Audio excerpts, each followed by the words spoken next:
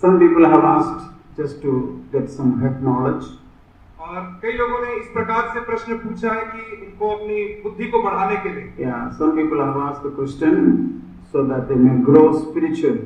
और कई लोगों ने इसलिए प्रश्न पूछा है कि वे आत्मिक तौर पे उन्नति कर पाए। When Jesus was on earth, जब यीशु मसीह संसार में था, many people came to him and asked the questions. और बहुत सारे लोग उसके पास आते थे और उससे प्रश्न पूछते थे। Yeah, some questions he did not answer. और कई प्रश्नों का उत्तर वह नहीं देता था। All those questions, और वे all सारे his disciples honestly asked, the Lord explained it.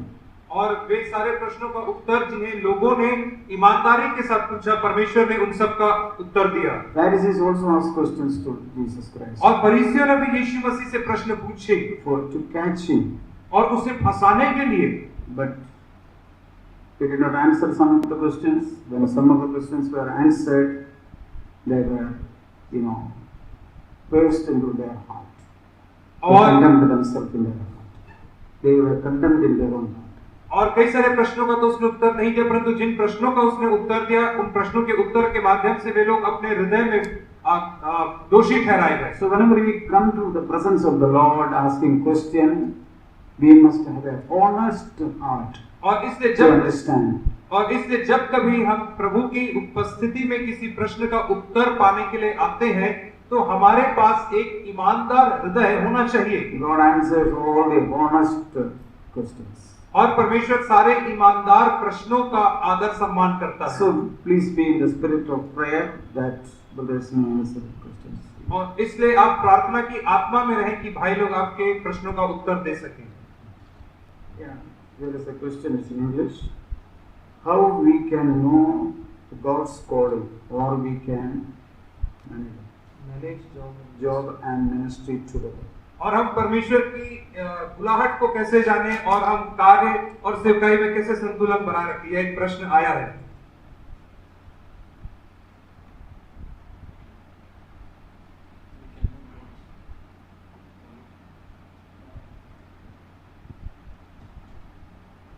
हम परमेश्वर की बुलाहट को इस प्रकार से जान सकते हैं।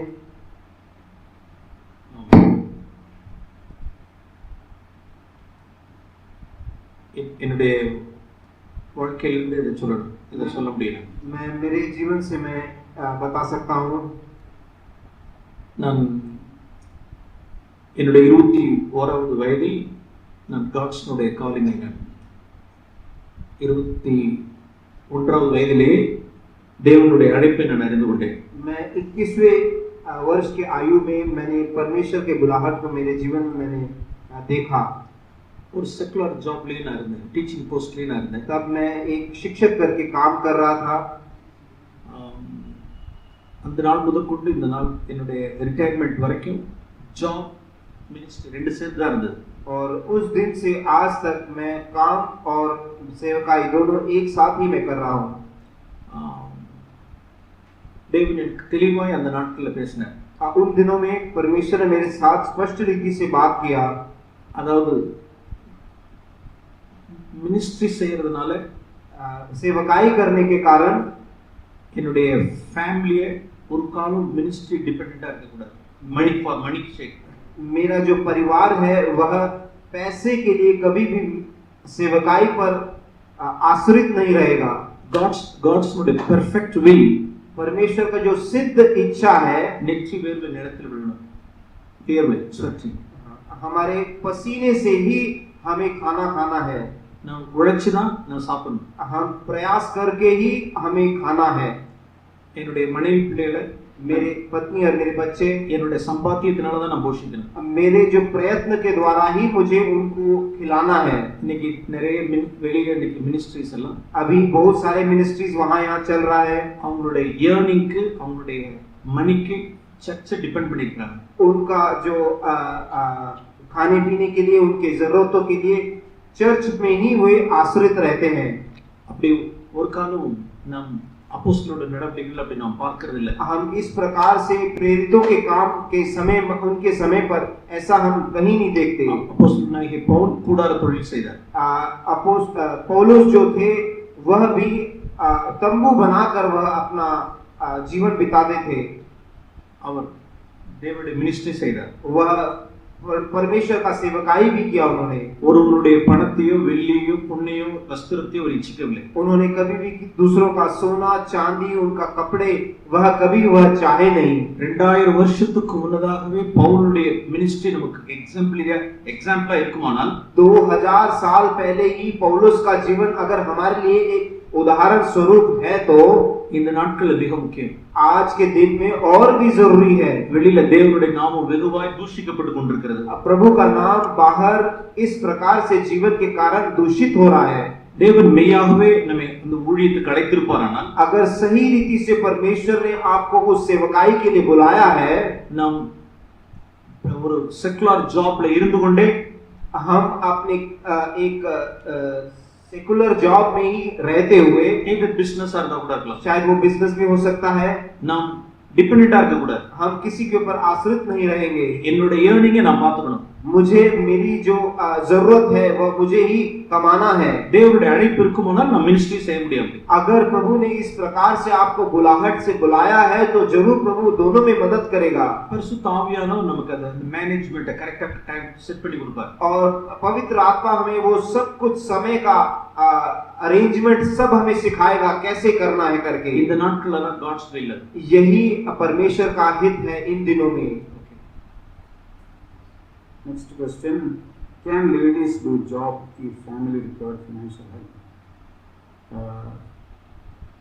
And can they help their husbands in financial matters? और यदि परिवार में आवश्यकता है तो क्या महिलाएं कामकाज कर सकती हैं? See, I would say there is no word that in the Bible that ladies should not work. और बाइबल में ऐसा एक भी वचन नहीं है कि महिलाओं को कार्य नहीं करना है करके। Yeah, if the husband is not earning, it's a practical advice, it's not a biblical advice. और हाँ, यदि पति नौकरी नहीं कर रहा है तो यह व्यवहारिक एडवाइस है, ना कि बाइबल आधारित एडवाइस है। If the husband is not earning enough, और यदि पति की कमाई पर्याप्त नहीं है, and if the wife can work, she can do that. और यदि पत्नी कार्य कर सकती है तो वो कर सकती है, But within the limit of the instruction of the Lord. परंतु केवल प्रभु के निर्देश की अधीनता में रहते हुए। You cannot deny the command to the sister or a wife that the Holy Spirit has given. और उस आज्ञा को जिसे पवित्र आत्मा ने बहनों को दिया है, स्त्रियों को दिया है, उसका आप खंडन नहीं कर सकते हैं That women be subject to your husband. कि स्त्रियों को अपने पति के अधीनता में रहना है। Yeah, that is there. That cannot be changed. ये तो बात रहेगी, इसे बदला नहीं जा सकता है।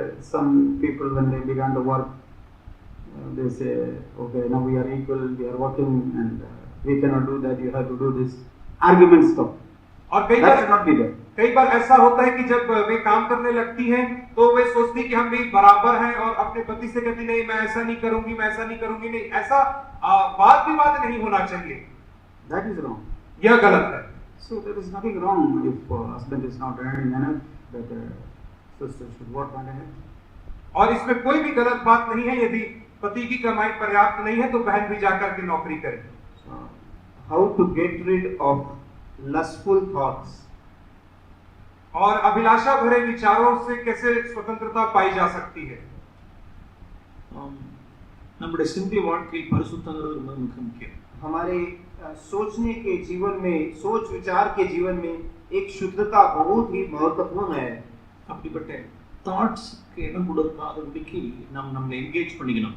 हमें उस प्रकार से सोच में जाने से अपने आप को बचाने के लिए किसी भी चीज में हम व्यस्त रहना चाहिए।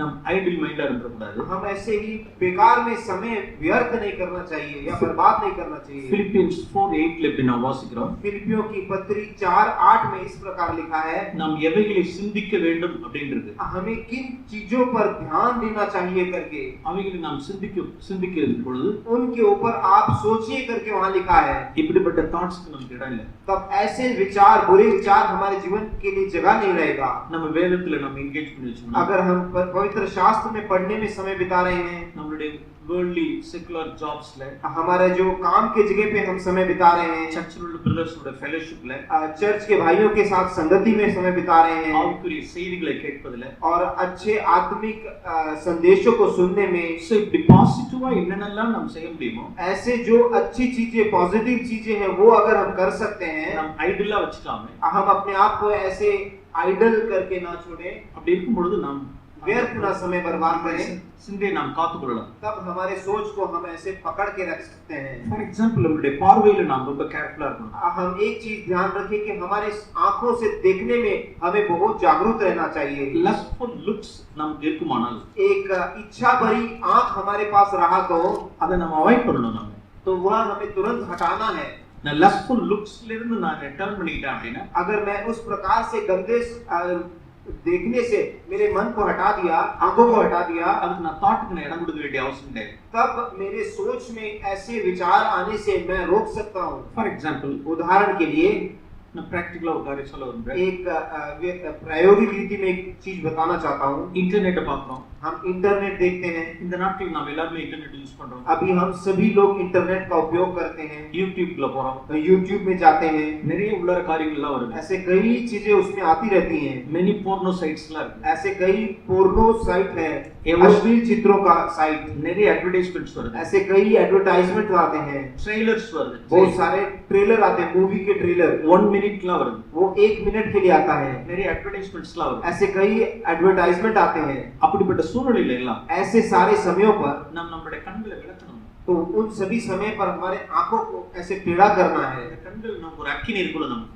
हमारे आंखों में एक ज्वाला होनी चाहिए. இப்படிப்பட்ட அக்கினி நிறைந்த கண்களா இருக்கும் பொழுது அவைகளை நாம் அவாய்ட் பண்ணுவோம். ऐसे अग्नि से भरा हुआ आंख रहेगा तो हम उसमें सब में से हम फिर जाएंगे. இப்படி நான் அந்த பார்வையை நான் விலக்கிக் கொள்வேனா मेरे आंखों को इस तरीके से मैं हटा देता हूं जब, எனக்கு தாட்க்கு வேலை கிடையாது. तो वहां पे मेरे सोच में कुछ असर नहीं पड़ेगा. இதுலதான் போகுது.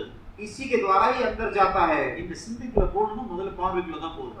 ये मेरे दिमाग में या मेरे सोच में जाने के लिए पहले मेरे आंखों से ही अंदर जाता है. அதை நான் விலக்கிக் கொள்ளணும். अगर मैंने पहले ही रोक दिया या मोड़ दिया मेरी आंखों को, walking along the road means अगर मैं एक रास्ते में चल रहा हूँ समझो, there are many posters, cinema posters, वहाँ बहुत सारे सिनेमा के पोस्टर लगे हुए दोनों तरफ, half naked posters, आधी नंगी स्त्रियों का.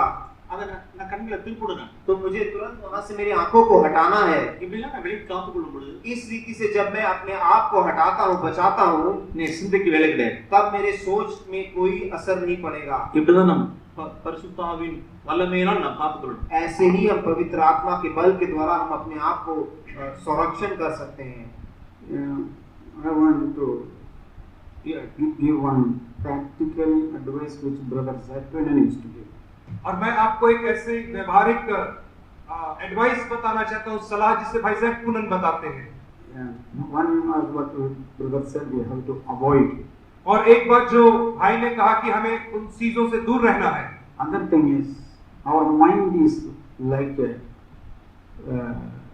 full of a bucket full of dirty water. और दूसरी बात यह है कि हमारा मन जो है वो एक ऐसे ही बाल्टी के समान है जो सिर्फ गंदे पानी से भरी हुई है. It can only contain dirty things, dirty water. और वह केवल गंदे पानी को ही अपने में समा सकती है. What do we have to do हमें क्या करना to है? clean that place? और उसको साफ करने के लिए You keep on pouring good water, clean water into it. और आप उसमें साफ स्वच्छ पानी निरंतर डालते रहें. And what will happen? और क्या होगा? All this dirty water will go out.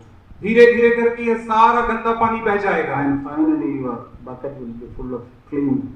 और अंत में ऐसा होगा कि जो आपका बाल्टी है वो केवल स्वच्छ पानी से भरा रहेगा. What is the meaning of it? इसका अर्थ क्या है? You keep on filling your mind with the word of God.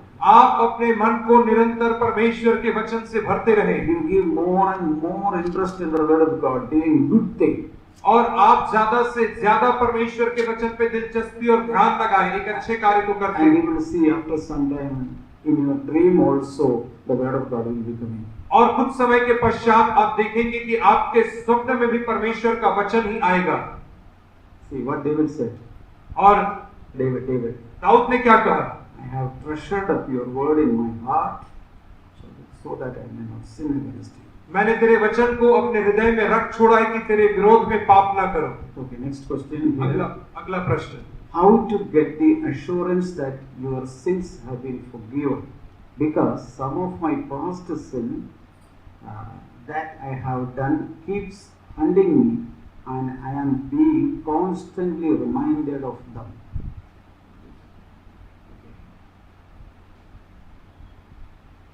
इस बात का आश्वासन कैसे मुझे प्राप्त होगा कि मेरे पाप क्षमा हो गए हैं, क्योंकि भूतकाल में जो मैंने पाप किए हैं वह बार बार मुझे भयभीत करते हैं और बार बार मैं उन पापों को याद करके भयभीत हो जाता हूं। तो कैसे इससे छुटकारा पाया जाए? Okay, I will tell that from my own experience.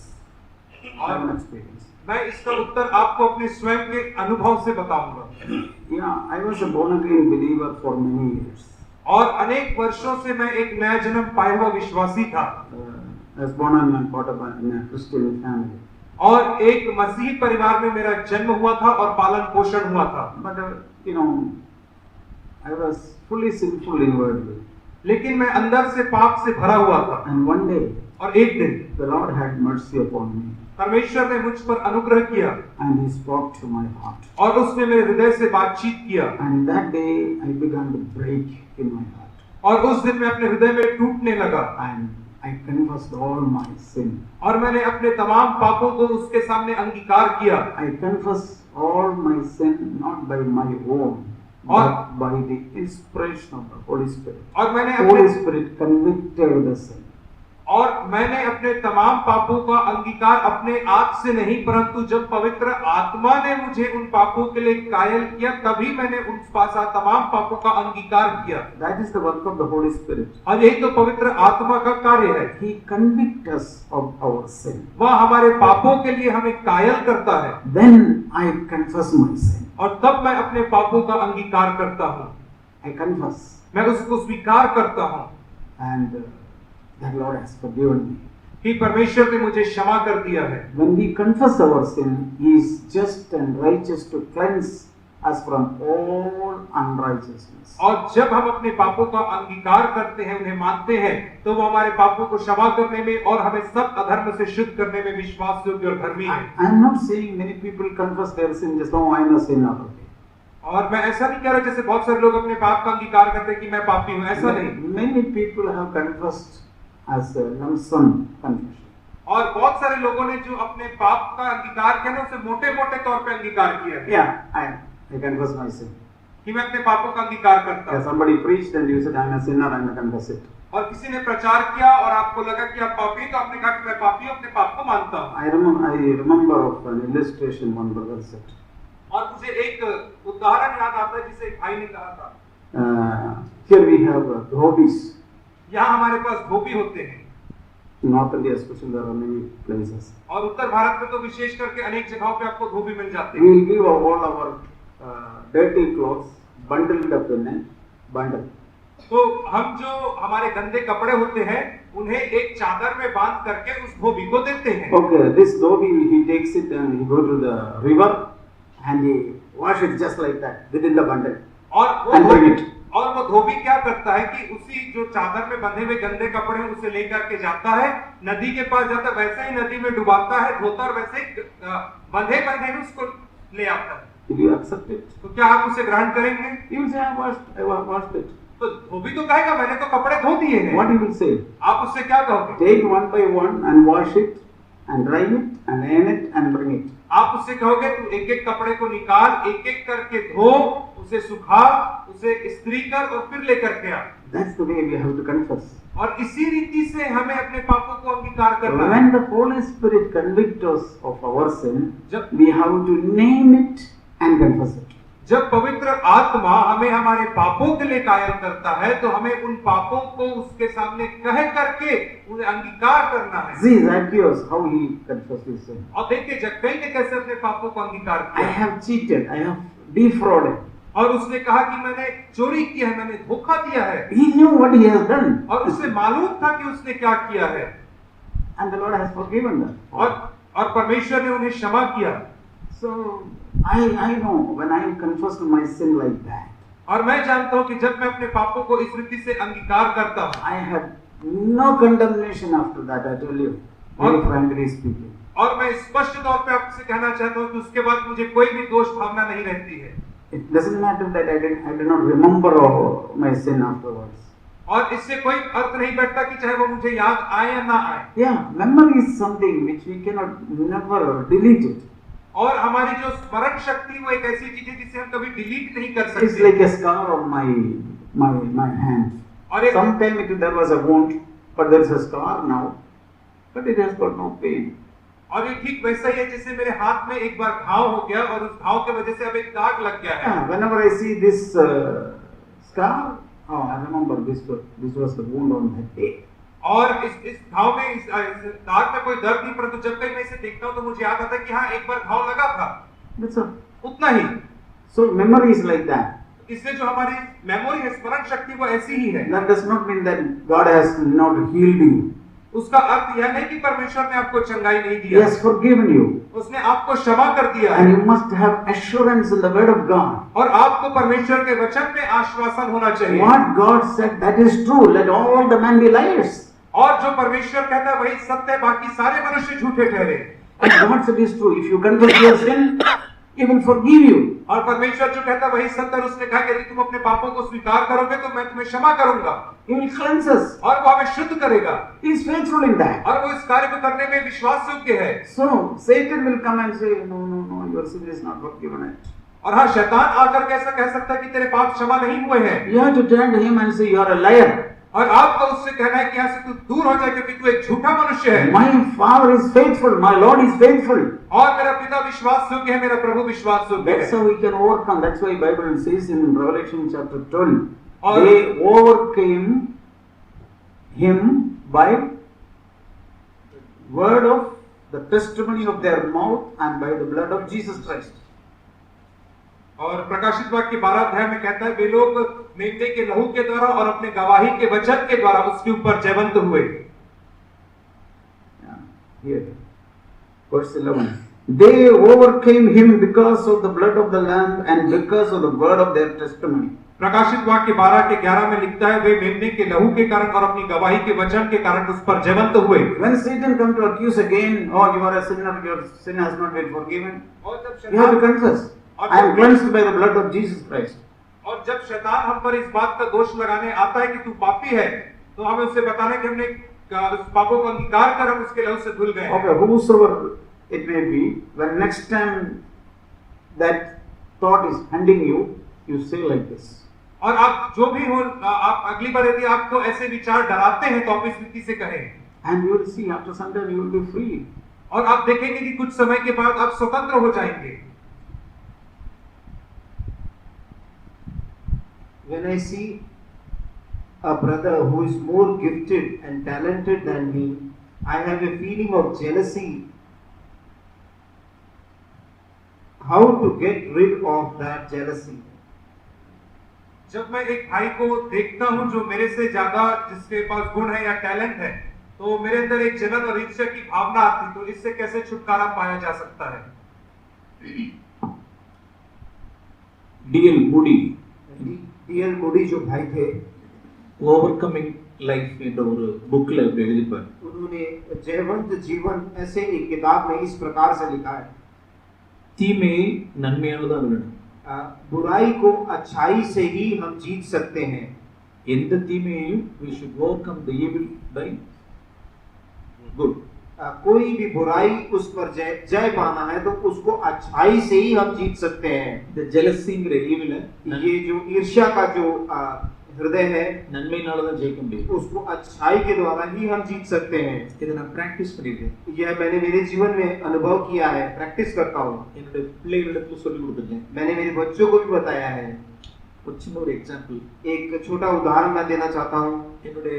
என்னுடைய சில்ட்ரன், என்னுடைய யங் கிட்ஸா இருக்கும் பொழுது, मेरे बच्चे जब छोटे बच्चे थे, ரேங்க் ஹோல்டர்ஸா இருப்பாங்க ஸ்கூல்ல. वो स्कूल में अच्छा रैंक लेके आते थे.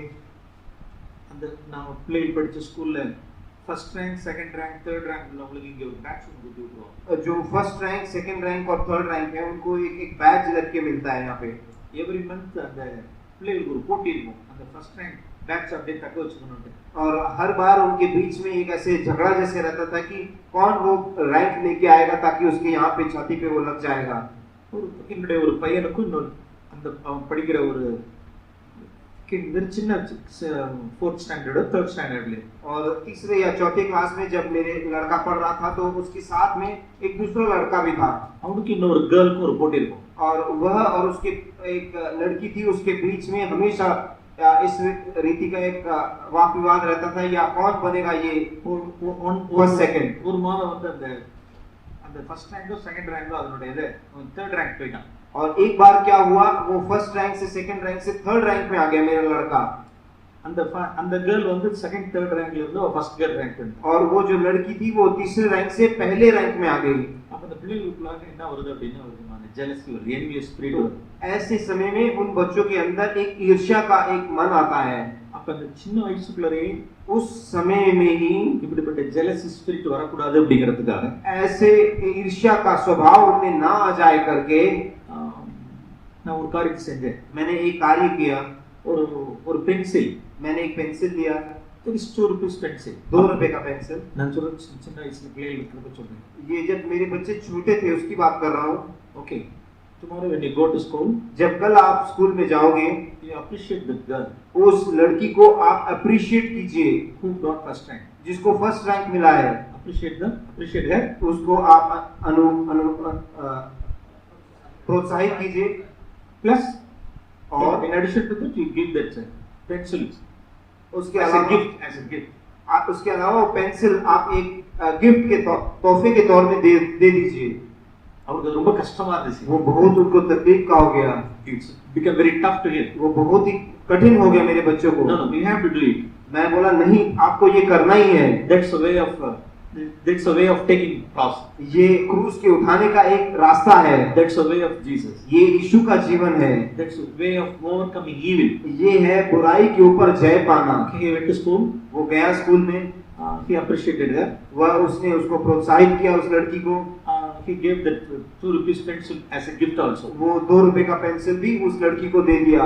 So within a few days, कुछ दिनों के बाद his jealousy and everything gone. उसका सारा ईर्ष्या सब कुछ निकल गया. So both of them were friends. उसके बाद दोनों दोस्त बन गए. See, these are little things. ये छोटी छोटी चीजें हैं. We have to overcome. हमें this evil only by good. हमें बुराई को अच्छाई से ही जीतना है. Not by praying. प्रार्थना से नहीं. We have to pray. हमें प्रार्थना करना है. In addition to that, उसके साथों साथ do good. अच्छाई भी कीजिए. This is what God spoke to Cain. यही कायन को भी बोला था. नन्हे செய்தால் மேன்மை இல்லையோ, अगर तूने भला किया तो अच्छा नहीं होगा क्या? அவனுக்கு நன்மை செய்யறதுக்கு அவனுக்கு திராணி இல்லை. परंतु उसको अच्छाई करने में कोई मन नहीं था. But in Christ Jesus we have the power. परंतु प्रभु यीशु में हमें वो बल है अच्छाई करने का. So you please appreciate that brother. इसलिए उस भाई को आप अप्रिशिएट कीजिए. Encourage him. उनको प्रोत्साहित कीजिए. God will be with you. प्रभु आपके साथ रहेगा. क्या पहाड़ी उपदेश के अनुसार जीवन जीना वास्तव में संभव है? Is it possible to live according to the Sermon on the Mount? Yeah. All what Jesus spoke was he lived and then he spoke. और जिन भी बातों का प्रभु यीशु मसीह ने प्रचार किया, पहले उसने उन बातों का स्वयं अपने जीवन में अभ्यास किया, तत्पश्चात उसने उनका प्रचार किया. How Jesus could live? और यीशु मसीह कैसे जी पाया? Even the disciples could not live until they were filled with the Holy Spirit. और यहाँ तक कि चेले भी नहीं जी पाए उन बातों को जब तक कि वे पवित्र आत्मा से नहीं भरे गए. Yeah, they heard Jesus was teaching for 3.5 years. और हाँ, उन्होंने सुना कि यीशु मसीह 3.5 वर्ष तक सिखा रहे हैं. But परंतु till end of his teaching, they had this jealousy in their heart. They had who is first among them, who has to sit at right and left. और इन शिक्षाओं को सुनने के बाद भी उनके मन में झगड़े थे, उनके मन में जलन थी और उनके मन में ये बात ही बात होता था कि कौन उसके दाहिने और बाएं बैठेगा. But the day when they have received the Holy Spirit from above, परंतु जिस दिन उन्होंने पवित्र आत्मा को प्राप्त किया ऊपर से, and this teaching began to become true. तो यह जो शिक्षाएं थी यीशु मसीह की, वह सत्य वास्तविक होने लगी उनके जीवनों में। So until we are filled with the Holy Spirit, we see all these commandments are very hard. और इसलिए जब तक कि हम पवित्र आत्मा से नहीं भरे जाते हैं, हम देखते हैं कि यह सारी आज्ञाएं बहुत कठिन है। So what do we have to do? इसलिए हमें क्या करना है? God is a good father. और परमेश्वर एक अद्भुत अच्छा पिता है। No father will give a command which his child cannot obey. और कोई भी पिता ऐसी आज्ञा नहीं देगा जो उसका बच्चा नहीं मान सकता है। So what do we have to do? इसलिए हमें क्या करना है? When we hear a command from the Lord, और जब हम परमेश्वर से ऐसी आज्ञाओं को सुनते हैं, don't run to obey it. और तुरंत दौड़ करके उसे मानने के लिए ना भिड़ जाए। Lord, give me power. और आप कहें, प्रभु जी मुझे सामर्थ्य दे। Jesus was obeying all that commandments by the power of the Holy Spirit. और यीशु मसीह उन सारी आज्ञाओं का पालन पवित्र आत्मा की सामर्थ्य के द्वारा ही कर पाया। Yes, humanly speaking, it is all impossible.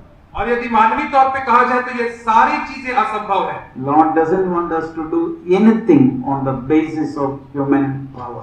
और परमेश्वर हमसे नहीं चाहते कि हम इनमें से कोई भी चीजों को मानवीय सामर्थ्य के अनुसार करें। So, इसलिए if you find it difficult, यदि आपको कठिनाई आती है, ask the Lord. परमेश्वर से मांगे। Ask the Lord to fill you with the Holy Spirit. परमेश्वर से मांगे कि वो आपको पवित्र आत्मा से भर दे। And Jesus said, और यीशु ने कहा, Father will give as much as you need. और पिता आपको जितना चाहिए उतना देगा। See, if we know how to give good gift, how much more the Heavenly Father will give the Holy Spirit. और यदि हम अपनी संतानों को अच्छी भेंट देना चाहते हैं तो हमारा स्वर्गीय पिता हमसे बढ़ करके क्यों ना देगा। Matthew 5, 6, 7 ends with the Holy Spirit. और मत्ती 5, 6, 7 जो है वो पवित्र आत्मा के साथ ही समाप्त होता है। दूसरा कुरिन्थी 4, 7 के अनुसार वह कौन सा धन है जो मिट्टी के बर्तनों में रखा गया है? According to 2 Corinthians 4:7, What is the treasure kept in earthen vessels?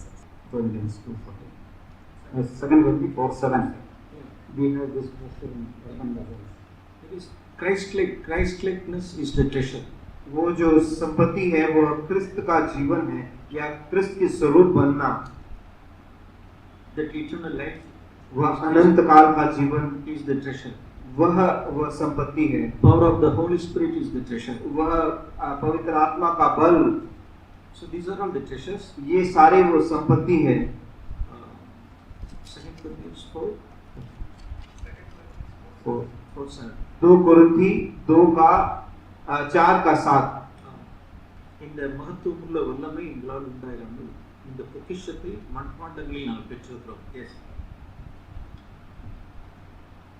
So weak. What does it mean when we are weak? इससे क्या हमें समझ में आता है? हम जब बलहीन होते हैं தேவனுடைய வல்லமை நம்மிடத்தில் விளங்கும். तब परमेश्वर की शक्ति हमारे अंदर आती है। So this is what Paul said in 2 Corinthians 12 also. यही पौलुस ने 2 कुरिन्थी 12 में भी बोला है, உன்னுடைய பலவீனத்தில் என் பலன் பூரணமாய் விளங்கும். तेरी कमजोरी में मेरा बल क्रिया करेगा। When we are weak, जब हम बलहीन रहते हैं, at the same time we are strong. तभी हम बलवंत रहते हैं। This is Christian paradox. यही क्रिस्ती में जो उल्टा पुल्टा है, அந்த வல்லமை, அந்த பொக்கிஷத்தை, தேவ வல்லமையை वो जो प्रभु का बल है, நாம் எர்த்தன் வெசல்ல நாம் பெற்றிருக்கிறோம். वो हम एक मिट्टी के पात्र में हम लिए हुए हैं। அதாவது மட்பாண்டத்தை. वो मिट्टी का पात्र है। That means when we are weak, इसका मतलब है हम बलहीन हैं। அங்கதான் God's வல்லமை விளங்கும். वहीं पर ही परमेश्वर का बल सफल होता है। For example, उदाहरण के लिए you take Moses, morning, afternoon we हमने मूसा के विषय में दोपहर को सुना था। when he was strong, जब वह बलवंत था, தேவனுடைய வல்லமை அவனிடத்தில் விளங்கல. तो परमेश्वर का बल उसके ऊपर नहीं आया। At the age of 40, जब वो 40 साल का था, Moses was very strong. तब मूसा बहुत ही शक्तिशाली था, தேவனுடைய வல்லமை விளங்கல. तो परमेश्वर का जो बल है उसके ऊपर नहीं आया। At the age of 80, 80 साल का जब हो गया, he became weak. वो बलहीन हो गया। அவருடைய நேச்சுரல் எல்லா எபிலிட்டிஸ் டேலண்ட்ஸ் எல்லாம் gone away. उनका जो स्वयं का जो उनके अंदर था वो सारे बल उनके अंदर से निकल गया। He became a weak person. वो बहुत ही बलहीन बन गया। Then God's power அவர்கிட்ட விளங்குச்சு. तो परमेश्वर का बल उनके ऊपर आ गया। At the age of 90, जब 90 साल का था, 90 साल का था, Abraham he brought forth Ishmael. वह इश्माएल को लेके आया தன்னுடைய பலத்தால், अपने बल के द्वारा। at the age of 100, जब 100 साल का हो गया, he became weak. वह बहुत ही बलहीन हो गया। God's power அவர் மேல விளங்குச்சு. तो परमेश्वर का बल उसके जीवन में आया। எப்ப நாம் அந்த வல்லமை, தேவ வல்லமை நம்மிடத்துல விளங்கும்? कब वो परमेश्वर का बल हमारे जीवन में आता है? நாம் வீக் வெசலா இருக்கும் பொழுது। जब हम वो बलहीन पात्र बन जाते हैं। இது ஒரு பாராடாக்ஸ் இது। यह एक उल्टा पुल्टा हिसाब है। நாம் பலவீனமா இருக்கும் பொழுது தான் தேவனுடைய வல்லமை நம்மிடத்துல விளங்கும்। जब हम बलहीन रहते हैं तभी प्रभु का बल हमारे जीवन में आता है। ओके। जब हमारे जीवन में बहुत सारी परीक्षाएं एक साथ आती है तो हम स्थिर नहीं रह पाते हैं। क्यों? The question is, when many tests comes into our life at a time, we will not be able to stand firm. क्यों? First of all, सबसे पहली बात, how many of we have all written examinations in the school. We have all written examinations in the school. और हम में से हर किसी ने स्कूल में परीक्षाओं को लिखा है। How many of have got the question paper, maths and science and social studies and at one time?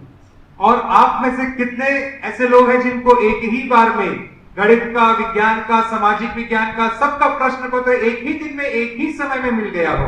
Anybody here? क्या यहाँ पे ऐसा कोई व्यक्ति है जिसके साथ ऐसा हुआ है? Somebody has written examination like that? क्या किसी ने इस रीति से परीक्षाओं को लिखा है? No. नहीं। Even this world does not do that.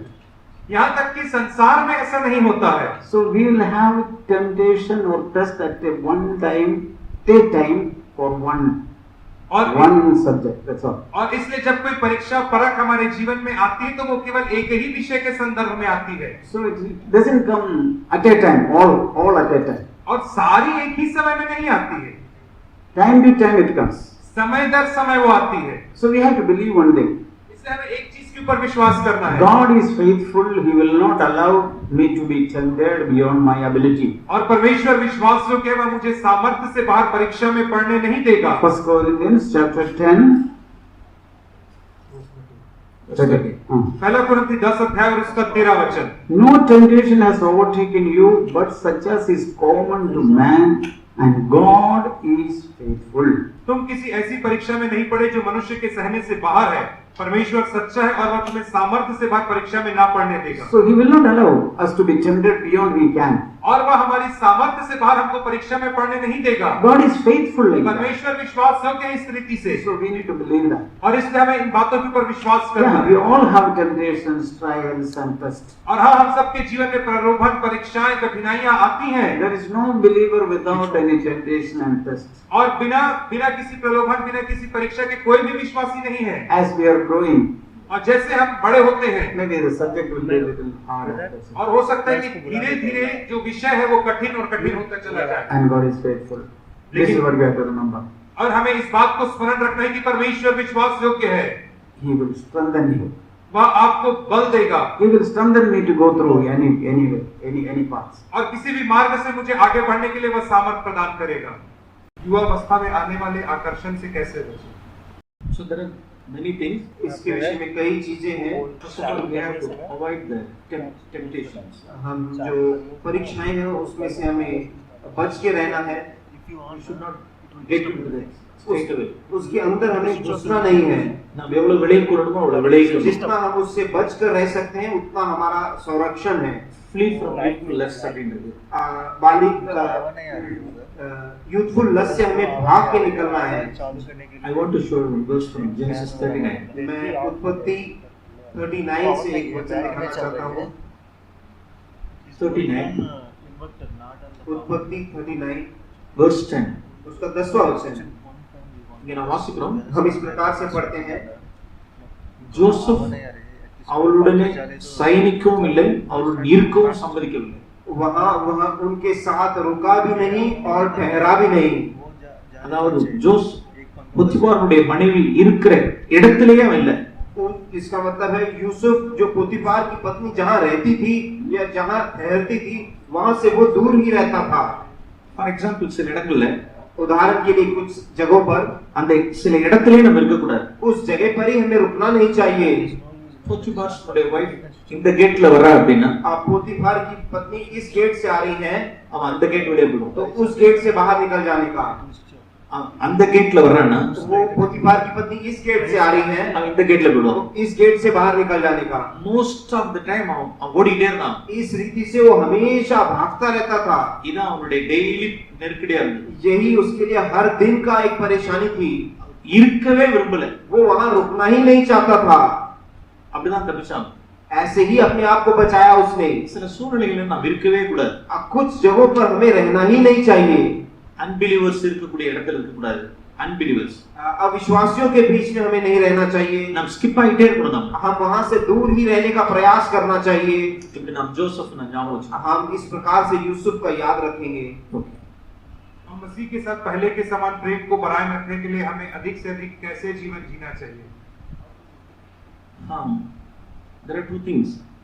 वो पहलोटा प्रेम कैसे हम हमेशा बनाए रखें, उसके लिए दो चीजें हैं. அவர் என்னிடத்தில் எப்படி முந்தி அன்பு கூர்ந்தார் அப்படிங்கறத நான் மறந்துடக்கூடாது. मुझे कभी भूलना नहीं है कि उसने पहले कितना मुझसे प्रेम किया.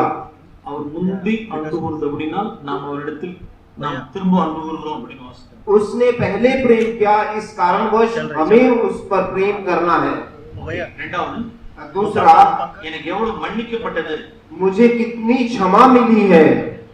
எனக்கு 50 வெள்ளிக்காசு மன்னிக்கப்படல, मेरे को केवल 50 सिक्के नहीं, 500 வெள்ளி மன்னிக்கப்பட்டது. எனக்கு 500 से भी अधिक मेरा पाप क्षमा हुआ है. அப்போஸ்தலனாகிய பவுல் पौलुस अपोस्तल அவர் தன்னை எப்படி பார்த்தார் என்றால், वो अपने आप को किस प्रकार से देखा, அந்த கிறிஸ்துவினுடைய அன்பிலே கடைசி வரைக்கும் இருந்தார். वह क्रिस्त के प्रेम में हमेशा बना रहा. நான் 500 மன்னிக்கப்பட்டவன் என்பதை அவர் அறிந்திருந்தார். वह जानते थे कि वह 500 से भी अधिक उनका पाप क्षमा हुए हैं. ஆண்டவர் ஒரு பேரபிள் சொன்னார். प्रभु ने एक ऐसे दृष्टांत बोला था. ஒருவனுக்கு 50 மன்னிக்கப்பட்டது, இன்னொருவனுக்கு 500 மன்னிக்கப்பட்டது. एक व्यक्ति को 50 सिक्के का क्षमा मिला था, एक को 500 का क्षमा मिला था. எவன் அதிகமாய் அன்பு கூறுவான் அப்படின்னு ஆண்டவர் சொன்னார். कौन कौन ज्यादा प्रेम करेगा? அதுக்கு அந்த பாரிசி சொல்லுவான். அப்படி वो फरीसी को वो प्रश्न पूछते हैं. எவனுக்கு அதிகம் மன்னிக்கப்பட்டதோ அவனே அதிகமாய் அன்பு கூறுவான். जिसको ज्यादा क्षमा मिला है वही ज्यादा प्रेम करेगा. பிரியமானவர்களே, நமக்கு எவ்வளவு மன்னிக்கப்பட்டதுங்கிறத நாம் அறியும் பொழுது, प्रियजनों, जब हम ये जानते हैं कि कितना हमें क्षमा मिला है, நாம் கண் சுருங்கி போன குருடர்களா இருக்க மாட்டோம். तो हम अंधे के रूप में नहीं रहेंगे. நாம் அதிகமாய் ஆண்டவரிடத்தில் அன்பு கூர்ந்துட்டே இருப்போம். तो हम अधिक ही परमेश्वर पर प्रेम रखेंगे. கிறிஸ்து நமக்காய் முந்தி அன்பு கூர்ந்த விதம், क्रिस्त हमसे पहले उसने प्रेम किया. இதுதான் நாம் தேவனிடத்தில் நாம் தொடர்ந்து அன்பிலே இருக்கிறது. ऐसे ही परमेश्वर के साथ निरंतर प्रेम में हम बने रहें. Okay, let us not forget these two things. ये दो चीजें हम कभी ना भूलें. हम अपने दैनिक जीवन में छोटी छोटी बातों में परमेश्वर की इच्छा कैसे जानें? How to find God's will in daily life, small things. தேவனுடைய சித்தத்தை, प्रभु का हित जो है, ஒரு தேவனுடைய மனுஷன் அப்படி சொல்கிறார். एक परमेश्वर का जन ने इस प्रकार बोला है, 80% of God's will, 80% परमेश्वर का जो हित है, எல்லாம் இந்த வேர்ட்ல ரிட்டர்ன் ஆயிருக்கு. वो यहाँ पर पवित्र शास्त्र में लिखा हुआ है. ஆல்ரெடி ரிட்டர்ன், वो पहले से ही दिया हुआ है, लिखित है. நாம் இந்த வேர்சஸ் நாம் தெரிஞ்சுக்கிறது இல்ல. हम ये पढ़ते नहीं हैं. ரிமைனிங் பர்சன்டேஜ், और इसका बाकी जो 20% रह गया है, பரிசுத்த ஆவியானவரை நாம் சோர்ந்து கொண்டு தேவனிடத்தில் நாம் கேட்க வேண்டியதா இருக்கு. और वो 20% के लिए हमें पवित्र आत्मा पर आश्रित रहकर परमेश्वर से पूछना है. So maximum the God's will இதிலே ஆண்டவர் நமக்கு எழுதி கொடுத்திருக்கிறார். पूरा इसमें से जो मुख्यतम है वो सारी चीजें लिखित रूप में परमेश्वर ने पवित्र शास्त्र में हमें दे दिया है. For example, நேற்று தினம் ஒரு சிஸ்டர் என்ன தமிழ்நாட்டுல இருந்து ஒரு சிஸ்டர் என்ன கூப்பிட்டாங்க. कल रात को तमिलनाडु से एक बहन ने मुझे बुलाया था. ஒரு சந்தேகம் கேட்டாங்க, ஒரு டவுட், ஒரு கிளியர் एक डाउट था उनको और वो मेरे को फोन पर पूछ रहे थे.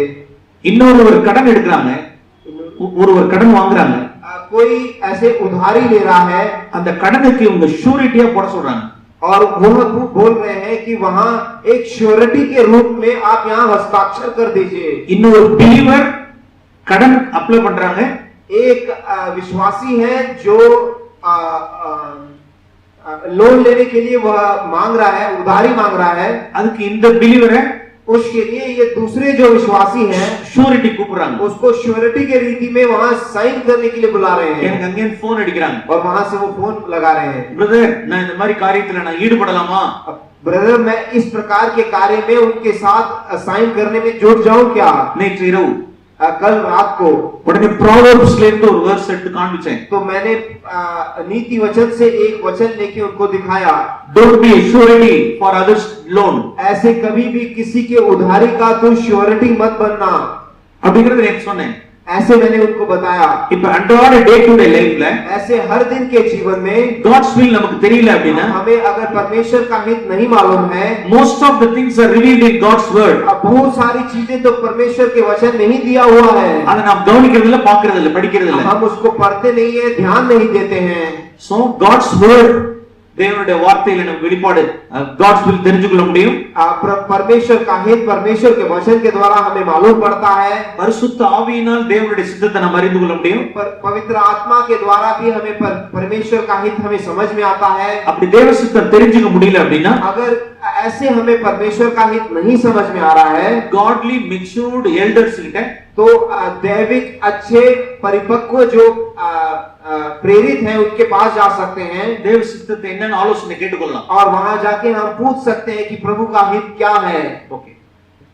एक विश्वासी और चेले में कितना फर्क होता है उदाहरण के साथ बताएं. और प्रेरित 11:26 में लिखा चेले मसीही कहलाए, इसका क्या मतलब है? Disciple and believer. शिष्य और विश्वासी के बीच में अंतर. ஒவ்வொரு சர்ச்சுக்குள்ளேயும் ஒரு 3 சர்க்கிள் இருக்கு. हर एक कलीसिया में ऐसे 3 गोले हैं. इनर सर्कल, एक अंदर का गोला है, that's the core of the church. वो है वह कलीसिया का जो कोर है, मुख्य, फुल ऑफ डिसाइपल्स. वह सब शिष्यों का ही गोला है.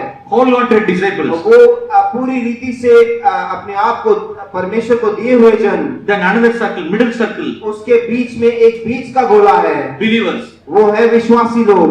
அதுக்கு மேல आउटर सर्कल, और उसके बाहर एक और गोला है, बाहर का गोला, विजिटर्स. वो केवल आने जाने वाले व्यक्ति. ஒரு சர்ச் அப்படினா एक कलीसिया बोला ना, இந்த 3 कैटेगरीज ऑफ पीपल இருப்பாங்க. इस 3 प्रकार के लोग रहेंगे. इनर कोर, एक है अंदरूनी, इनर सर्कल, वह अंदर का गोला, मिडिल सर्कल, एक बीच का गोला, आउटर सर्कल. और एक बाहर का गोला. आउटर सर्कल विजिटर्स, और बाहर का जो गोला है वो केवल आने जाने वाले विजिटर लोग हैं. Not at all born again. वो विश्वास में आए ही नहीं है, उनका पुनर्जन्म हुआ ही नहीं है. அவங்க உலகத்திலே இருப்பாங்க, சபைக்கு வருவாங்க. वो दुनिया में भी रहते हैं और कभी-कभी चर्च में भी आते हैं. मिडिल सर्कल और बीच का जो गोला है ओनली बिलीवर्स. वो केवल विश्वासी लोग हैं. इनर सर्कल, परंतु अंदर का जो गोला है, कोर ऑफ द चर्च, वो जो अंदर का मुख्य लोग हैं, यार அவர்கள் वो कौन है? ஆக்கில்லா பிரிஸ்கில்லாக்கள். वो है अखिला और प्रिस्किल्ला. தங்களுடைய கழுத்தை கொடுத்தவர்கள், वो अपने गले को दिए हुए हैं, தங்களுடைய வீட்டை கொடுத்தவர்கள், अपने घर को दिए हैं, தங்களுடைய நேரத்தை கொடுத்தவர்கள், अपने समय को दिया है, தங்களுடைய பணத்தை अपने கொடுத்தவர்கள், पैसों को दिया है. அவங்கள டிசைபிள்ஸ். वे सब शिष्य हैं. मैक्सिमम என்ன ஆண்டவருக்கு எப்படி கொடுக்க முடியும்? मैं कितना अधिक दे सकता हूं परमेश्वर को? बिलीवर्स विश्वासी जो रहते हैं, எவ்வளவு மினிமமா ஆண்டவருக்கு கொடுக்கலாம்? कितना कम से कम मैं दे सकता हूं परमेश्वर को? மினிமம் எவ்வளவு மினிமம்? सबसे कम कितना मैं दे सकता हूं? எவ்வளவு மினிமம் இன்வால்வ்மென்ட்? मैं कितना कम से कम उसमें घुस सकता हूं? Minimum sacrifice. सबसे कम मुझे देना पड़े. அதெல்லாம் பிலீவர்ஸ். ये सब विश्वासी. அக்விலா பிரிஸ்கில்லா போன்றவர்கள் शिष्यர்கள். अखिला प्रिस्किल्ला जैसे लोग हैं वो शिष्य हैं. ओके. आज बहुत सारे लोग अपने आप को प्रॉफिट्स कहते हैं, वे फॉरेंसिक प्रोफेसीज बताते हैं. वो ऐसा कैसे कर पाते हैं? क्या यह परमेश्वर की ओर से होता है? इसको कैसे जानें? Apostle John warns us from all such false prophets.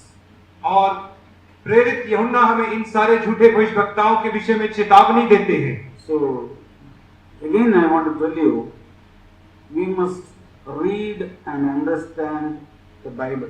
और मैं आपसे पुनः कहना चाहता हूं कि हमें बाइबल का अध्ययन करना है और उसे समझना है। Those who does not know the word of God, they are the people who are deceived. और वे लोग जो परमेश्वर के वचन को नहीं जानते हैं वही लोग धोखा खाते हैं। So it is very important, I advise all brothers and sisters और इसलिए बहुत ही to महत्वपूर्ण read your है Bible very carefully. कि आप अपने बाइबल का बहुत ही गंभीरता पूर्वक सावधानी से अध्ययन करें।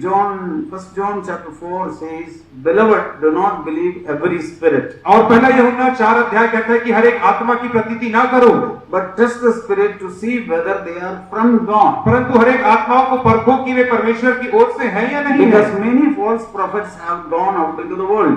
क्योंकि इस संसार में से बहुत सारे झूठे भविष्यवक्ता निकल आए हैं। It started during the time of John in the और- first century. और पहले ही शताब्दियों में झूठे भविष्यवक्ताओं की सेवकाई आरंभ हो चुकी थी Not something new. और यह कोई नई बात नहीं है। So he said, test every spirit. और वो कहता है कि हर एक आत्माओं को परखो। How do we know? और हम कैसे जानेंगे? Every spirit that confesses that Jesus Christ has come in the flesh is from God.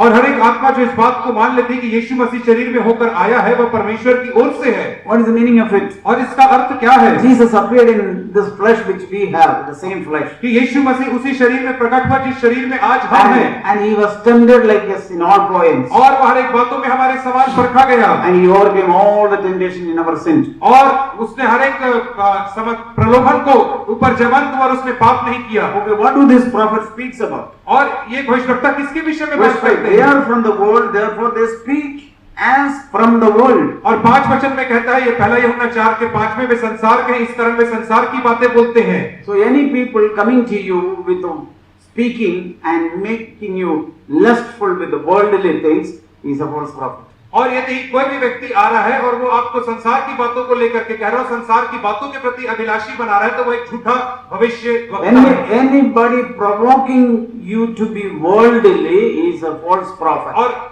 कोई भी व्यक्ति जो आपको सांसारिक बनने के लिए उत्साहित कर रहा है वह एक झूठा भविष्यवक्ता है। Yeah, they may say God is going to bless you, God is going to give you a car, God is going to give you a house, God is going to give you a big job.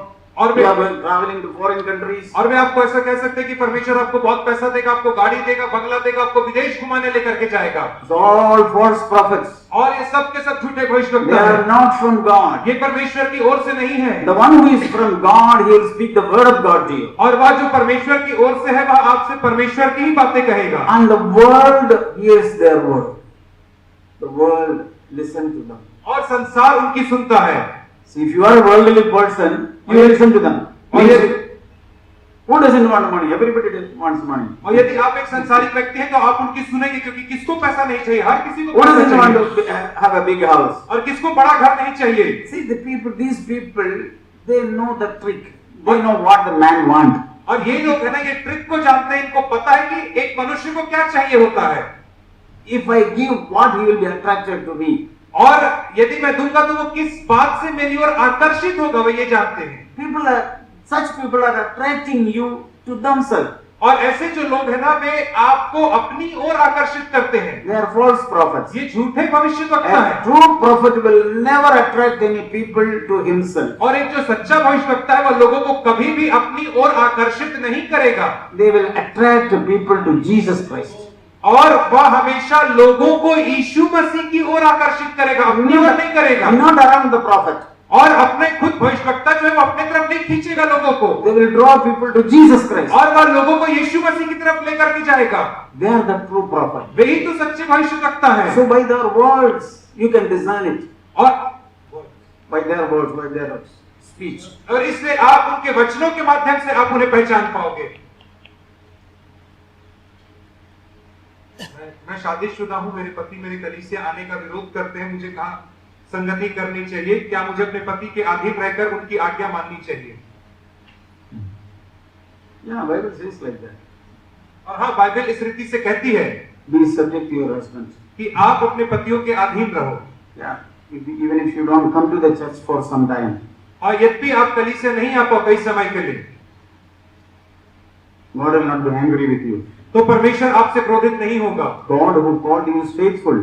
परमेश्वर जिसने आपको बुलाया है वह विश्वास योग्य है। You don't have to make a fight at home to come to the church. और आपको अपने पति के साथ झगड़ा नहीं करना है सिर्फ इसलिए कि आपको चर्च आना है। Because the Lord says don't fight with anybody. क्योंकि परमेश्वर का वचन कहता है कि आप किसी के साथ झगड़ा ना करो। So primarily it is not the church. Obedience is important. और इसलिए प्राथमिक तौर पे कलीसिया महत्वपूर्ण नहीं है परंतु आज्ञाकारिता So महत्वपूर्ण if है। you are a believer, और इसलिए यदि आप एक विश्वासी हैं your conduct is very important. तो आपका जो चाल चलन है वो बहुत ही महत्वपूर्ण होता है। Peter says that. पतरस ऐसा कहता है, 1 Peter chapter 3. पहला पतरस 3 अध्याय, In the same way, you wives, be submissive to your own husband, so that even if any of them are disobedient to the word, they may be won without word by the behavior of their wives. हे पत्नियों तुम भी अपने पति के अधीन रहो, इसलिए कि यदि कोई इनमें से ऐसे हो जो वचन को ना मानते हो तो भी तुम्हारे भय सहित पवित्र चाल चलन को देखकर बिना वचन के अपनी अपनी पत्नी के चाल चलन के द्वारा खींच जाएं। This is the Lord who is commanding. और यह परमेश्वर है जो ऐसी आज्ञा दे रहा है।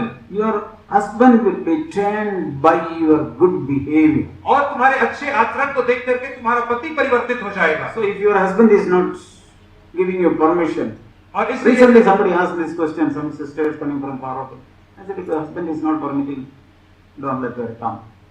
God will bring both of them one day. और हाल ही में किसी ने और भी ये प्रश्न पूछा था कि यदि उसके पति उनको मना कर रहे हैं कि आप कलीसिया में ना आए, तो हमने कहा था कि वो उनके अधीन रहे और ना आए। And God will bring both of them. और एक समय में परमेश्वर दोनों को लेकर के आएगा। So God is faithful. क्योंकि परमेश्वर विश्वास योग्य है। जो भोर को उठकर अपने पड़ोसी को ऊंचे शब्द से आशीर्वाद देता है उसके लिए शाप गिना जाता है। Proverbs 27:14। पड़ोसी को आशीर्वाद देना अच्छी बात है, परंतु इससे हमारे ऊपर शाप क्यों आता है? We don't know. We believe the word of God. That's all. और हम नहीं जानते, परंतु हम केवल परमेश्वर के वचन Yeah, पर if the विश्वास Bible करते says हैं। that will become a curse, yes, I believe that will become a curse. That's it. और यदि बाइबल कहती है कि ये ऐसा करने से श्राप आएगा तो मैं विश्वास करता हूँ कि श्राप आएगा। Proverbs 14:1 के अनुसार हर बुद्धिमान इसलिए अपने घर को बनाती है, तो हम किस रीति से घर को बनाना चाहिए? Oh, this wise woman.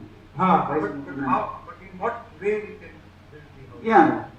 Speaking about not a house which is built by the brick. और ये उस घर के विषय में बात नहीं कर रहा है जो ईंटें पत्थर से बनाया जाता A है। wise woman built her house. एक बुद्धिमान स्त्री अपने घर का निर्माण करती है। Yeah, when a woman coming to a new house after marriage, और जब एक स्त्री विवाह के बाद एक नए घर में आती है, she has got lot of responsibility. उसके पास बहुत सारी जिम्मेदारियां होती हैं। First of all, maintaining that father-son, mother-son, in-laws relationship. और पिता पुत्र, माँ पुत्र और सारे जितने उसके जो ससुराल वाले हैं उनके साथ संबंध बनाने में। And she is the mediator there. और वो वहां पे मध्यस्थ का काम करती है। And she should never make a husband away from his family or his father or brother or mother. और उसे कभी भी अपने पति को उसके माँ बाप और भाई बहनों से दूर नहीं करना है, From his relation. या उसके रिश्तेदारों से। She must be a builder of the relationship. और उसे जो संबंध है उसका निर्माण करने वाला होना चाहिए। Building a good relationship between people. और बच्चों के लोगों के मध्य में एक अच्छा संबंध बनाने वाली। All godly women were like that in the Bible. और बाइबल में जितनी भी भक्तिमय स्त्रियां थी वे सब ऐसी ही थी। So a woman's job is building relationship within the family. और इसलिए एक स्त्री की काम यह है कि वो परिवार के अंदर रिश्तों का निर्माण But करे। today when we see all around, even among Christians, as soon as the son got married, immediately they are separated from the father, mother and all. And relation is broken. और आज हम देखते हैं कि जैसे उनका विवाह होता है वैसे ही उनका संबंध जो है माँ बाप से सबसे टूट जाता है। So that's what Solomon said. A wise woman build her house. और इसीलिए सुलेमान ने कहा कि एक बुद्धिमान स्त्री अपने घर को बनाती है। So that's primarily the relationship. और यह जो मुख्य बात है वह रिश्ते के ऊपर है। मैं हिंदू परिवार से आता हूं और मेरे विचार में पैर छूने की जो बड़ों को आदर देने का सूचक है, ठीक है, पर क्या यह सोचना बाइबल के अनुसार उचित है? पैर छूना और बड़े को आदर करना। In Acts chapter 10, प्रेरितों का काम 10वें अध्याय में हम देखते हैं Peter கொர்நேலியுடைய வீட்டுக்கு வருவார். पतरस कुरनेलियस के घर पे आता है. கொர்நேலியு ஒரு heathen, कुरनेलियस जो है वो एक अविश्वासी है, ஒரு Gentile. वह एक जाति का व्यक्ति है. பேதுரு உள்ளே பிரவேசித்தவுடன் पतरस उधर अंदर आते ही அவர் அவருடைய புறஜாதியினுடைய அந்த வழக்கத்தின்படி அவர் பாதத்தில் விழுந்து பணிந்து கொண்டான் என்று 25 நான் வாசிக்கிறோம். 25वें वचन में हम देखते हैं उसके आचारों के हिसाब से, जाति के जो आचरण है उसके हिसाब से वह उनके सामने दंडवत होता है पतरस के सामने. பேதுரு உடனே அவனை தூக்கி எடுத்து, तो पतरस उन्हें तुरंत उठा लेता है. எழுந்திரும், நான் ஒரு மனுஷன் தான். उठ जा, हम भी एक केवल तेरे समान एक मनुष्य हैं. அந்த பீட்டர் அலோவல்ல. वहां पतरस ने वो अनुमति नहीं दी उसके पांव पकड़ने के लिए. பின் நாட்கள் நாம் ரெவெலேஷன் புக்ல பார்க்கிறோம். उसके आगे हम देखते हैं प्रकाशित वाक्य में even John the apostle, यूहन्ना बपतिस्म, यूहन्ना प्रेरित 2 times 2 बार ஏஞ்சல் கால்ல உழுவ, ஏஞ்சல் மேல உழுவ, स्वर्गदूत के पांव छूने के लिए वो गिरता है. ஏஞ்சலும் அக்செப்ட் பண்ணிக்கல. वो स्वर्गदूत ने भी वो स्वीकारा नहीं. அப்ப ஏஞ்சல் ஆகட்டும், चाहे वो स्वर्गदूत क्यों ना हो, पीटर आगतम या पतरस क्यों ना हो, even in Acts chapter 14 और प्रेरितों का काम 14वें अध्याय में Paul आगतम, पौलुस क्यों ना हो, Peter, Paul, angels, पतरस, पौलुस, स्वर्गदूत, இவங்க யாருமே தேவனை தான் பணிந்து கொள்ளணும்னு சொல்றாங்க. ये कोई भी वह चरण छूने के लिए अनुमति नहीं दे रहे थे. परमेश्वर को आदर दो. So இங்க உள்ளது அந்த way of, it's a way of worldly custom இது. यह दुनिया की रीति से एक रीति है पांव छूने का. நாம் அப்படி விடுவதில்ல. हम इस प्रकार से नहीं करते हैं. நாம் ஆண்டவர் ஒருவருக்கு தான் நாம் பாதப்படுகிறோம். हम परमेश्वर के पैरों तले ही अपने आप को झुकाते हैं. That is way in Bible we read. ये पवित्र शास्त्र में दिया हुआ रीति है. God alone is worthy of all worship. परमेश्वर अकेला है All worship. Worthy of worship. वही है वो सारे महिमा के योग्य. When Jesus was on the earth, some people fell down before him. जब यीशु इस धरती पे था तब कई लोग उसके सामने दंडवत He थे. didn't say don't worship me. उसने नहीं बोला कि मेरा दंडवत मत करो करके. So we being human being, we are not worthy of worship. हम मनुष्य होने के नाते हमारा कोई हम आराधना नहीं स्वीकार सकते. But in some areas in our country, part of their culture, they touch the feet of the elderly persons. परंतु हमारे देश में कई जगहों पर ऐसी एक आचरण है कि वे अपने बुजुर्गों का पांव छूते हैं. That's not a worship actually. वो सही That's a नहीं. respect. वह एक आदर के रीति में करते हैं, वो उसकी आराधना नहीं कर रहे हैं. It's a respect. The elderly people are respected like that. वह एक आदर देने के रीति में वो करते हैं. But there's nothing godly there. Remember, that's only a cultural part of it. उसमें कोई दैविक चीज नहीं है, कुछ ऐसा दैविक चीज कर रहे हैं ऐसा कुछ नहीं है. वो एक परंपरा के हिसाब से हम कर रहे हैं. That cannot substitute by worshiping of God. उसको हम परमेश्वर की आराधना का तुलना में हम नहीं देख सकते. ये बहुत ही बड़ा प्रश्न है. इसका सार ऐसा है कि यदि हम एक मसीही हैं, प्रार्थना और अध्ययन, बाइबल अध्ययन कर रहे हैं, तो क्या हमारे ऊपर जादू टोना का प्रभाव हो सकता है? No, if you are truly born again, you have confessed your sin, no witchcraft can befall you. और यदि आपका वास्तविकता में नया जन्म हुआ है और परमेश्वर आपकी ओर है, तो कोई भी जादू टोना आपको हानि नहीं पहुंचा सकता है. Even under the old covenant, और पुरानी वाचा में भी, Psalms 91, भजन संहिता 91 में, no plague shall befall you. और कोई भी जो मरी है वो तेरे निकट नहीं आएगी. No harm will befall you. और कोई हानि तेरे निकट नहीं आएगी. So, no, we don't believe in the witchcraft. और We don't believe as a Christian, we don't believe in witchcraft. और एक मसीह होने के नाते हम जादू टोने के ऊपर नहीं मानते हैं. And that's not for us, that's for Gentiles. और ये हमारे लिए नहीं, परंतु ये अन्य जातियों के लिए.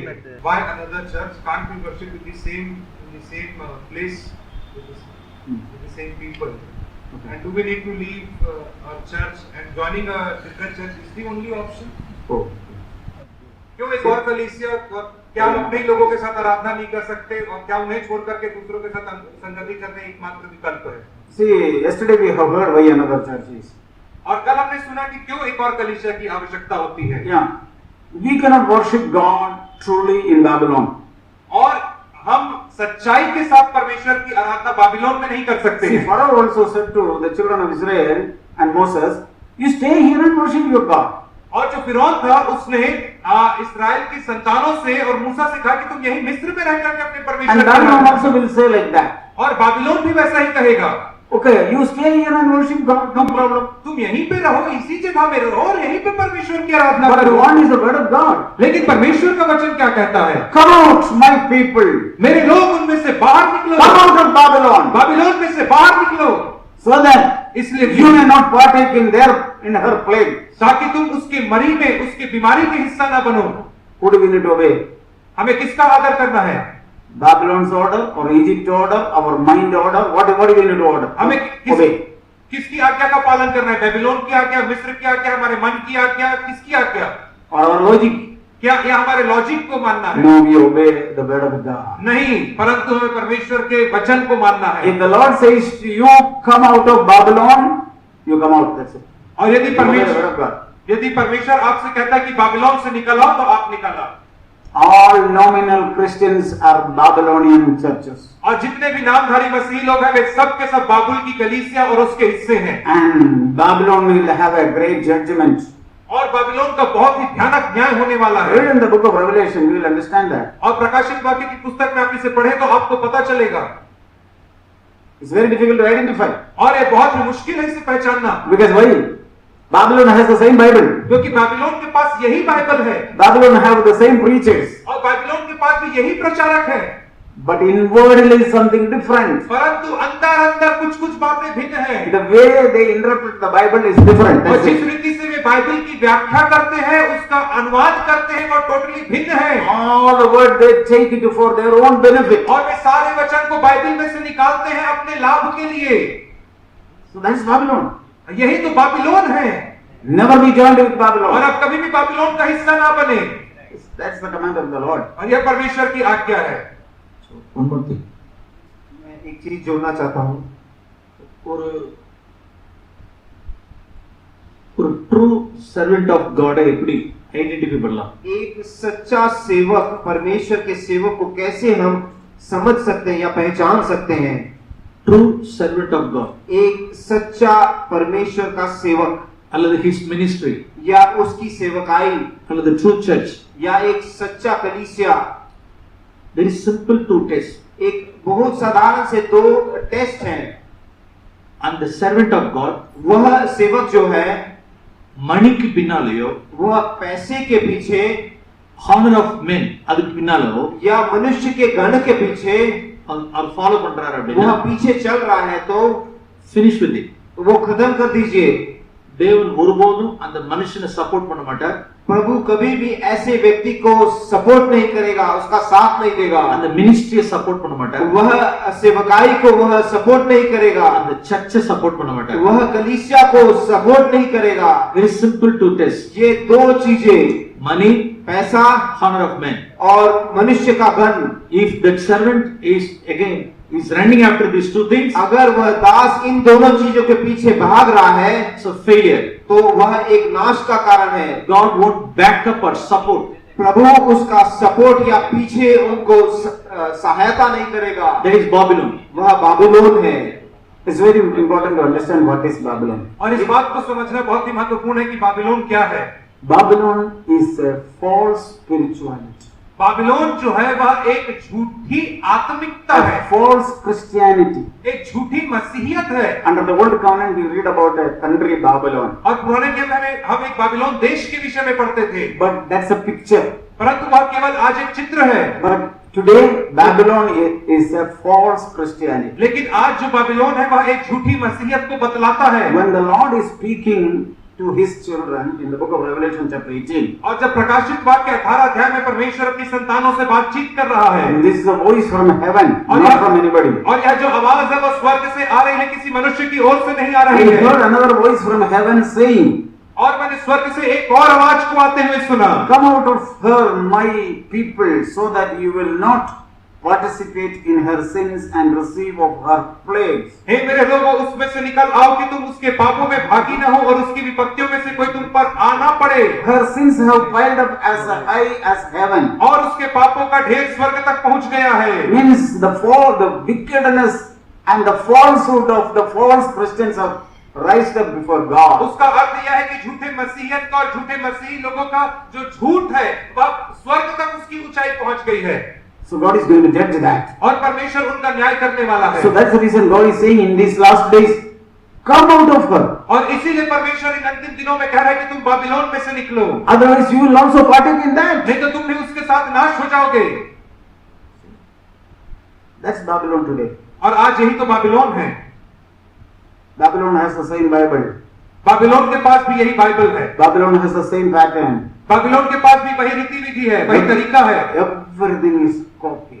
और हर चीज जो सच्ची कलीसिया का उसने उसकी नकल किया It's है। all duplicate. It's not real. वो पूरा झूठ, मिथ्या, डुप्लीकेट है। That has nothing to do with their day-to-day life. और उसको दिन प्रतिदिन के जीवन से कोई वास्ता नहीं है। That's Babylon. वह तो बाबिलोन है, False Christianity. झूठी मसीहियत है। So we need to identify that. और हमें इस बात को समझने की आवश्यकता है, Who is false Christian and who is a true Christian? कौन एक सच्चा मसीही और कौन एक झूठा मसीही है। याकूब 4:17 के अनुसार भलाई न करना एक पाप है। कृपया इस वचन पर प्रकाश डालें। In the provision, no? Therefore, the one who knows the right thing to do and does not do it, to him it is sin. Okay. One is sin of commission, another is sin of omission. पाप के भी दो रीतियां हैं। एक है पाप जो हमें नहीं करना चाहिए और एक हमें करना चाहिए था लेकिन नहीं किया।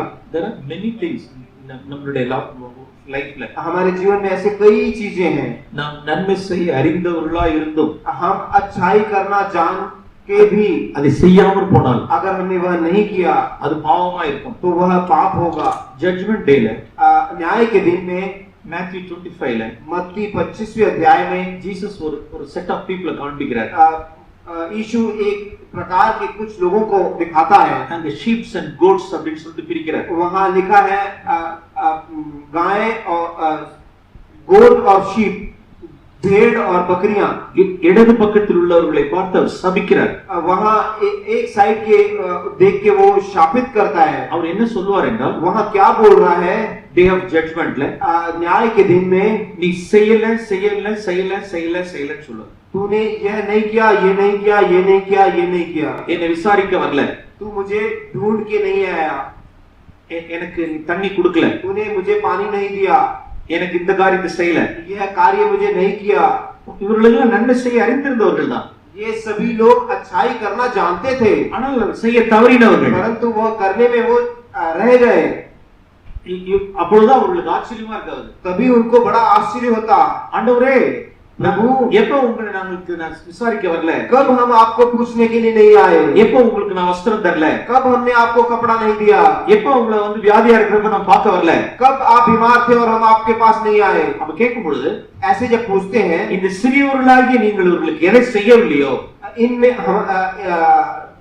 सब में से जो सबसे छोटा है उनको அது எனக்கே செய்யலன்னு சொன்னார்। अगर तूने नहीं किया तो वो मुझको नहीं किया, उसके समान है। அப்ப ஒரு group of people, तो एक झुंड ऐसे लोगों का है, நன்மை செய்ய அறிந்திருந்தும் அது செய்ய தவறினவர்கள்। वह उनको अच्छाई करना मालूम था लेकिन उन्होंने अच्छाई नहीं किया। sin of omissions, वो है काम नहीं करने के कारण। for example, उदाहरण के लिए இவ்வளவுதான sisters, यहाँ के बहनें, எவ்வளவு பேர் நம்மளுடைய காரியங்கள், what about your in-laws, आपके जो ससुर और सास है उनके विषय में உங்களுடைய காரியங்கள் எப்படி இருக்கு? आपका संबंध कैसा है? mother in-laws, आपके जो ससुराल सास है, aged parents, आपके जो बुजुर्ग माता पिता हैं, அவங்களுக்கு நாம் நன்மை செய்ய அறிந்திருந்தும் आप उनके विषय में भलाई करना जानते थे, அவர்கள் செய்ய வேண்டிய நன்மை நாம் செய்யாத परंतु उनको जो अच्छाई करना चाहिए वो आपने नहीं किया, அது நமக்கு பாவமா இருக்கும்। वह हमारे लिए पाप रहेगा। இது உதாரணத்துக்காக நான் சொல்றேன்। मैं एक उदाहरण के लिए बता रहा हूँ। நாம் ஜாக்கிரதையா இருப்போம் அப்படிப்பட்ட பாவங்களில் இருந்து। हम ऐसे सारे पापों से जागरूक रहे। I want to add this. मैं कुछ बातों को जोड़ना चाहूंगा।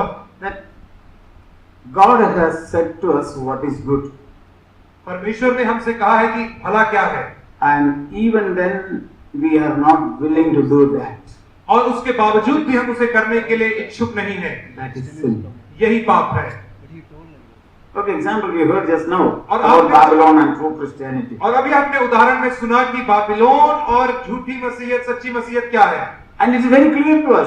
और यह आपके सामने बिल्कुल स्पष्ट है। Even many of the people who are sitting in Babylon also will agree what we are saying.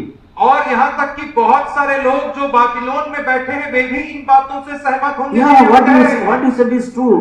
Our preachers are like this, our church is like this. Now they are running after money, but running after worldly things. They will agree. और वे इस बात के ऊपर पूर्णतः सहमत होंगे कि आप जो कह रहे हैं बिल्कुल सही है, क्योंकि हमारे प्रचारक पैसे के पीछे भाग गए हैं और सांसारिक हो गए हैं। Okay, what you are doing?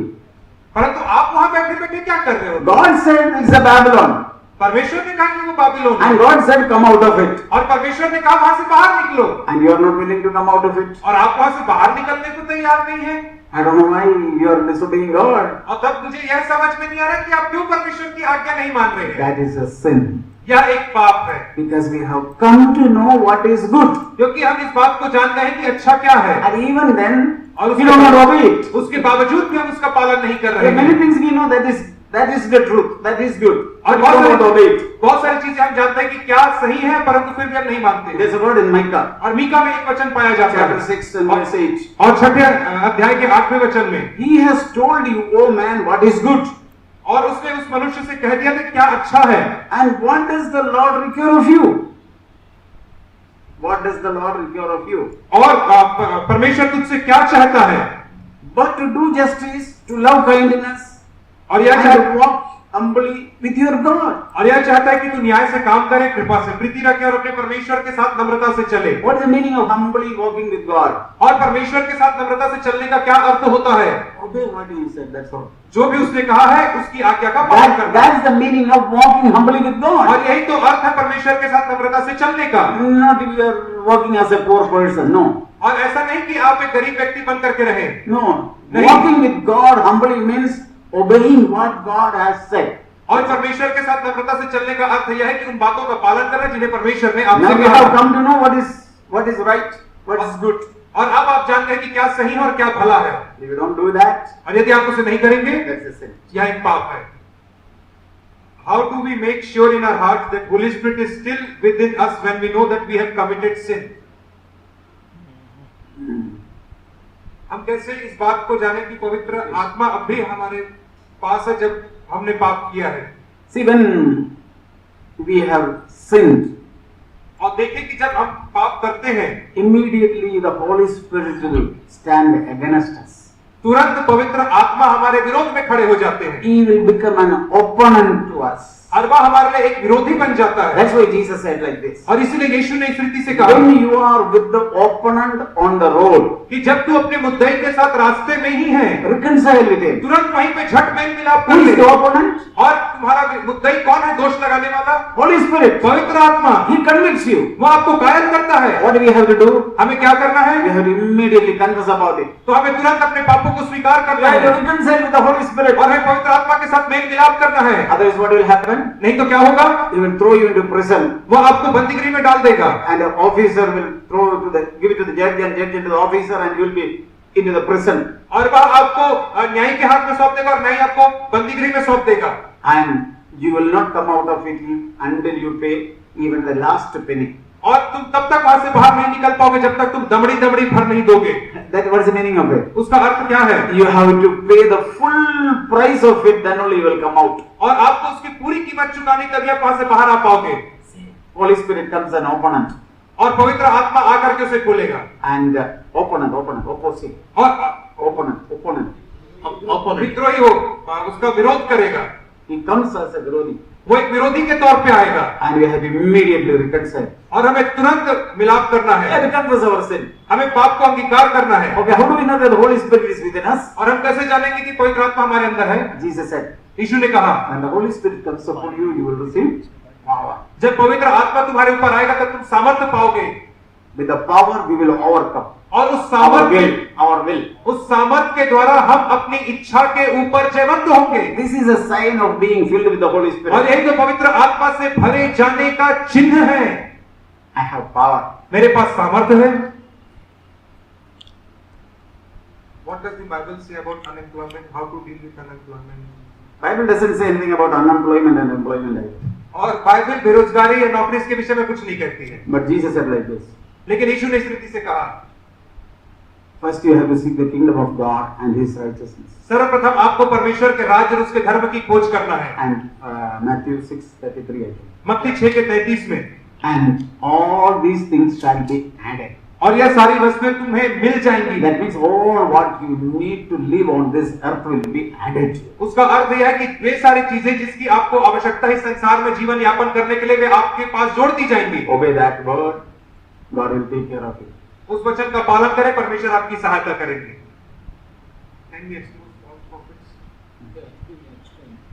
Yeah, exposing false prophet. और झूठे भविष्यवक्ताओं को उजागर करने के विषय में, I think everybody doesn't have that authority. और बहुत सारे लोगों को यह वरदान नहीं होता है। No, every believer has got no authority. और किसी विश्वासी के पास यह कोई अधिकार नहीं है Oh, I am exposing. या कि मुझे उसको उजागर करना है। Only those who have the authority to do that. और केवल जिनके पास यह अधिकार है ऐसा करने का, वही ऐसा काम करें। Jesus was exposing the false prophets of those days. और यीशु मसीह उन दिनों के झूठे भविष्यवक्ताओं को उजागर कर रहे थे, पर्दाफाश कर रहे थे। But his disciples were not doing that. और उसके चेले यह काम को नहीं कर रहे थे। But after Jesus लेकिन यीशु मसीह, ascended to heaven, लेकिन जब यीशु मसीह स्वर्ग पे उठा लिया गया उसके बाद, and they were anointed by the Holy Spirit, और वे पवित्र आत्मा से अभिषेक कर दिए गए, and they were given power and authority, और उन्हें सामर्थ्य और अधिकार दिया गया, they began to expose. तब उन्होंने उनको उजागर किया। So until you have no authority, don't go and judge anybody. और इससे जब तक कि आपको अधिकार प्राप्त न हो, आप जाकर के किसी का भी न्याय ना करें। Learn a good lesson from the archangel Michael. और प्रधान स्वर्गदूत मिकाएल से एक अच्छे पाठ को सीखे। What is that? In the book of Jude, यहूदा की पुस्तक में, पत्री में, verse 9. 9वां वचन, परंतु प्रधान स्वर्गदूत मिकाएल ने जब शैतान से मूसा के शव के विषय में वाद विवाद किया, तो उसको बुरा भला कह के दोष लगाने का साहस न किया, पर यह कहा, प्रभु तुझे डांटे।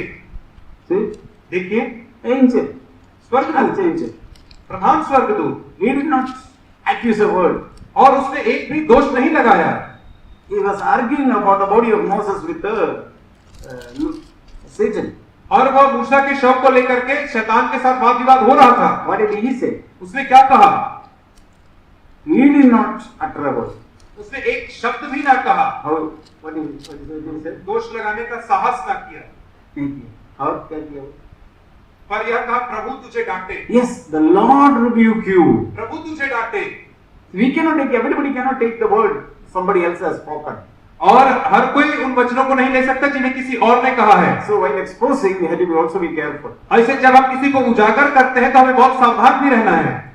Jesus today command यीशु का जो आज्ञा थी before his ascension, वह पुनरुत्थान स्वर्ग में जाने से पहले, so make them disciples, आप उनको शिष्य बनाइए, baptize them in the name of Father, Son, and the Holy Spirit. उनको बपतिस्मा दीजिए पिता, पुत्र और पवित्र आत्मा के नाम पे। That's the commandment from ये Jesus. यीशु के द्वारा दिया हुआ एक आज्ञा है। But during the time of apostles, first century, परंतु पहले शताब्दी में वो प्रेरितों के समय Jesus அவர்கள் வந்து மெஸ்ஸியாவை அக்செப்ட் பண்ணல.